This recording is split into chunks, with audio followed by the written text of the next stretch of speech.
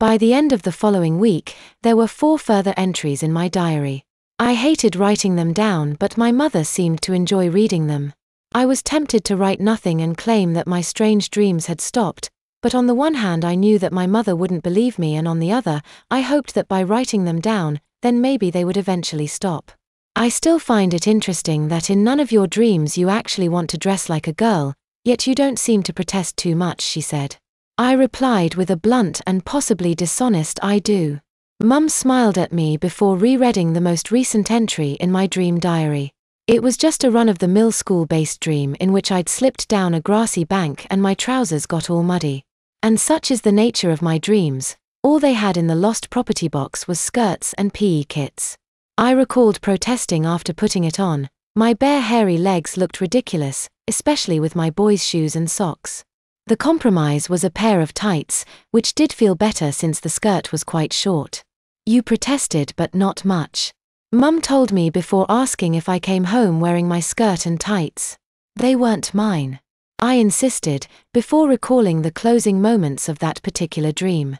I didn't even get as far as going back to class before waking up. I replied.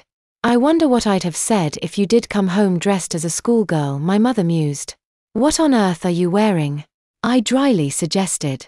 My mother smiled and said that the reason was feasible. I can imagine there being a limited supply of lost property. And you couldn't spend all day in damp muddy pants, she said. I doubt I'd have been annoyed or angry if it happened in real life. Well, thankfully it didn't. I retorted. My mother and I had this sort of chat every few days. It was uncomfortable for me, recounting my dreams and trying to describe the clothes, underwear, or nightwear I inevitably wore. After a month or so, my diary had numerous entries and my mother seemed to relish reading them. She wanted to know if my school skirts were pleated or a line, plaid or plain, if I wore tights or knee socks. She'd try to encourage me to recall the color, style, and fabric of the dresses I wore, what my footwear was like, if I had girly or boyish hair. Mum, it's bad enough having the dreams and having to write them down. I'd rather not talk about them all the time too. I'm just trying to spot a pattern, she replied in a defensive tone. You want these dreams to stop, don't you? She asked. Yeah, I replied. Well, the only way we can do that is by recording and analyzing your dreams, she replied. And that means talking about them. I sighed and frowned. I know. It's just embarrassing.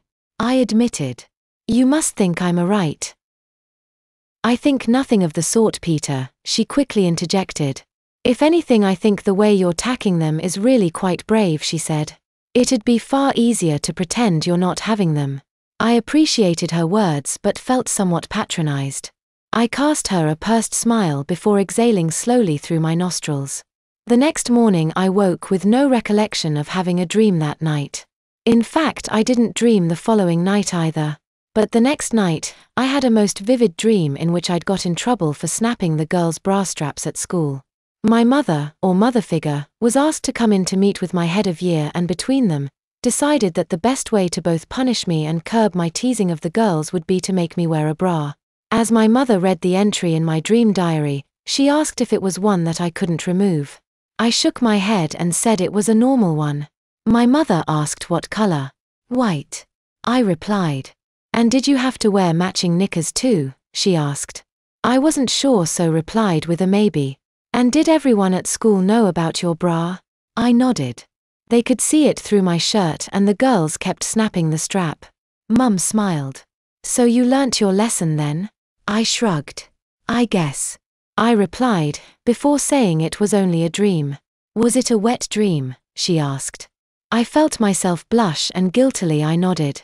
Mum reminded me that I need to state that fact in my diary. The doctor's going to think I'm a right freak when he reads this lot. I said as I wrote the word wet alongside the entry. I doubt he'd think anything of the sort, she claimed. He's a professional. If you say so. I replied, unconvinced. I do say so, my mother insisted. Anyway. The doctor's not going to read your dream diary. Why am I writing it then? I asked. So we can analyze your dreams, she replied. Oh. I replied as if suddenly enlightened. That's okay then. I was dreading the day I'd have to sit in his surgery whilst he read them all. You must admit, some of them are pretty weird. They are unusual, yes. But many dreams are. I don't think these are the stuff of nightmares.